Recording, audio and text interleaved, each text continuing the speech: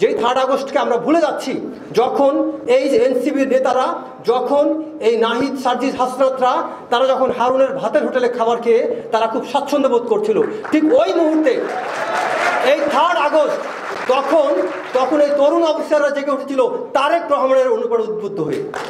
এটা মনে রাখতে হবে, কারণ প্রতিটা তরুণ অফিসার তারা জিয়াউর রহমানের গল্পকে তাদের আদর্শ মনে করে, আর তারা বিশ্বাস করে এটা একমাত্র এই তারেক রহমান দ্বারাই বাস্তবায়ন সম্ভব, আর কেউ না। অথচ এই কোয়ালিটি, এই স্কোপটাকে, এই অপরচুনিটিটা, এই সম্ভাবনাকে তারা আওয়ামী লীগ থ্রেট মনে করে, বাংলাদেশের প্রকৃত শত্রুরা এটাকে থ্রেট মনে করে। তারা জানে যে এটা যদি হয়ে থাকে, এটাই যেহেতু তার শক্তি, সো আমাদের তার বিরুদ্ধে ন্যারেটিভ তৈরি করতে হবে, যেটা আমরা অতীতে দেখে আসছি। শেখ হাসিনার কিছু ন্যারেটিভ নিয়ে কথা বলি।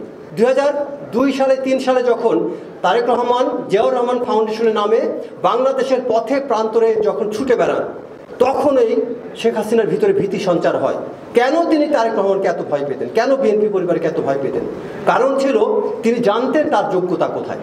তিনি জানতেন যে পথে তারেক রহমান হেঁটে যাচ্ছে, এই পথে হাঁটতে থাকলে তারেক রহমানকে আজকে আমরা যে জিয়াউর রহমানের সাথে তুলনা করি, আজকে তারেক রহমান সেই জিয়াউর রহমানকে হয়তো ছাড়িয়ে যাবে, এবং বাংলাদেশে সেটা সম্ভব। কারণ জিয়াউর রহমানের শিক্ষার জন্য তার কোনো উত্তরসূরি ছিল না, বা তারেক রহমানের শিক্ষার জন্য জিয়াউর রহমানের আদর্শ আছে। যে কারণে আপনাদের মনে রাখতে হবে তারেক রহমান কোথায় যেতে পারে, এবং এইটাই ছিল শেখ হাসিনার সবচেয়ে বড় ভয়। যে কারণে তিনি প্রথম আলো, ডেইলি স্টার নামক পত্রিকার দ্বারা, মনস্টার কিছু মিডিয়ার দ্বারা তার বিরুদ্ধে প্রচারণা, বিএনপি পরিবারকে নানানভাবে হেনস্থা করার চেষ্টা করেছেন। অথচ দেখেন, এই আওয়ামী লীগ সরকার আমলে আওয়ামী পরিবারের, শেখ পরিবারের লোকজন শত শত কোটি টাকা দুর্নীতি করেছে। তাদেরকে নিয়ে কিন্তু প্রথম আলো ঢালাওভাবে পরিবার নিয়ে রিপোর্ট করেনি, জয়কে নিয়ে রিপোর্ট করেনি, পুতুলকে নিয়ে করেনি, পুতুলের জামাই কিনেও করেনি। আমি আসলে পারিবারিক বিষয় টেনে আনবো না, বাট আপনারা জানেন আমি কোনটা বলতে যাচ্ছি।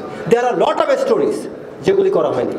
এবং আরও দুঃখের বিষয় হচ্ছে, there was a myth very deliberately propagated by the specific enemy who are a threat for our sovereignty. And you know, আমি কোন ধরনের এনিমির কথা বলছি, কারা আমাদের সভরেন্টির জন্য থ্রেট, সেই তাদের দ্বারা একটা মিথ তৈরি করা হয়েছিল যে তারেক রহমানের সাথে সেনাবাহিনীর একটা দূরত্ব আছে, বা he has disrespect for army.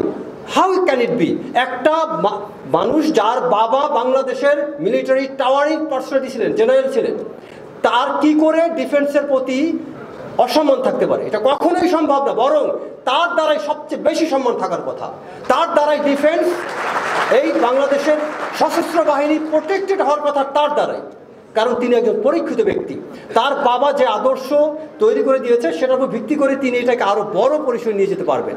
এবং আমি জানি, একজন সামরিক বাহিনী কর্মকর্তা হিসেবে বলতে পারবো, আমাদের বর্তমান সেনাবাহিনীতে যত তরুণ অফিসার আছে, তারা এই 3 আগস্ট, যেই 3 আগস্টকে আমরা ভুলে যাচ্ছি, যখন এই এনসিবির নেতারা, যখন এই নাহিদ, সার্জিস, হাসনাতরা তারা যখন হারুনের ভাতের হোটেলে খাবার খেয়ে তারা খুব স্বাচ্ছন্দ্য বোধ করছিল, ঠিক ওই মুহূর্তে এই 3 আগস্ট তখন এই তরুণ অফিসাররা জেগে উঠেছিল তারেক রহমানের অনুপ্রেরণা উদ্বুদ্ধ হয়ে।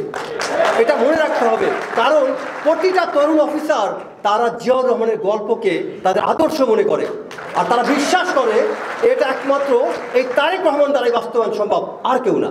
অথচ এই কোয়ালিটি, এই স্কোপটাকে, এই অপরচুনিটিটা, এই সম্ভাবনাকে তারা আওয়ামী লীগ থ্রেট মনে করে, বাংলাদেশের প্রকৃত শত্রুরা এটাকে থ্রেট মনে করে। তারা জানে যে এটা যদি হয়ে থাকে, এটাই যেহেতু তার শক্তি, সো আমাদের তার বিরুদ্ধে ন্যারেটিভ তৈরি করতে হবে, যেটা আমরা অতীতে দেখে আসছি।